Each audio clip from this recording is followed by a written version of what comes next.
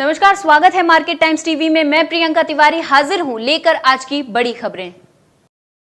शुरुआत करेंगे कमोडिटी बाजार से जुड़ी बड़ी खबरों की। सबसे पहले बात कर लेते हैं उत्तर प्रदेश के चीनी उत्पादन 124 लाख टन के पार। 2 महीने के लंबे लॉकडाउन ने अर्थव्यवस्था के अधिकांश अन्य क्षेत्रों में कहर बरपाया, लेकिन फिर भी उत्तर प्रदेश चीनी उद्योग ने अब तक का चीनी का रिकॉर्ड उत्पादन ब्रेक किया। 27 मई तक राज्य की चीनी मिलों ने 2017-18 चीनी सीजन के 120.45 लाख टन के उच्चतम उत्पादन के मुकाबले 124.92 लाख टन चीनी का उत्पादन किया। पिछले साल इसी तारीख को राज्य ने 117.68 लाख टन उत्पादन किया था। चीनी मिलों पर गन्ना किसानों का बकाया 17,134 करोड़ रुपए तक पहुंचा।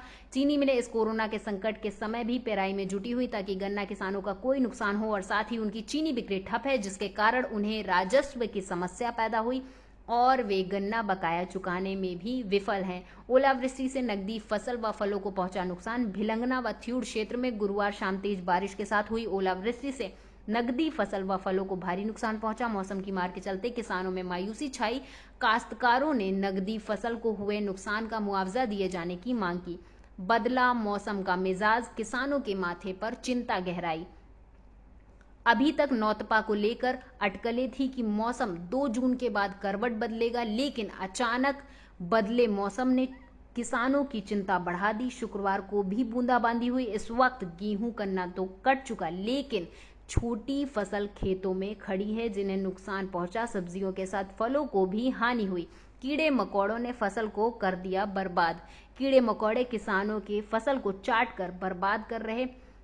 कीटों के प्रकोप से किसानों की कमर टूट रही। इन दिनों किसानों के खेतों में लगे ईख, सब्जी और साग की फसल पर कीट मकोड़े का प्रकोप बढ़ गया। हालत ये हो गई कि कीट मकोड़े खेतों में लगे फसलों को चाट जाते हैं। पत्तियों के चाट जाने के बाद फसलों का केवल डंठल बच जाता है। ऐसे में फसल बर्बाद हो जाती है। लॉकडाउन के कारण बंद हो सकती हैं 7 लाख से ज्यादा छोटी दुकानें।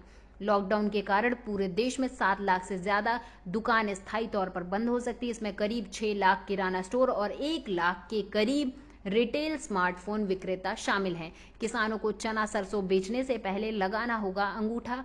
कोटा में राज्य सरकार ने कोरोना संक्रमण के फैलने की आशंका के चलते समर्थन मूल्य के खरीद केंद्रों पर किसानों के बायोमेट्रिक सत्यापन पर रोक लगा दी थी, लेकिन कोटा में अधिकारियों ने सरकार के आदेश को हवा में उड़ाते हुए हाल ही में पुनः बायोमेट्रिक मशीन पर किसानों से अंगूठा लगवाना शुरू कर दिया। इससे सबसे ज्यादा परेशानी बुजुर्ग किसानों को उठानी पड़ रही।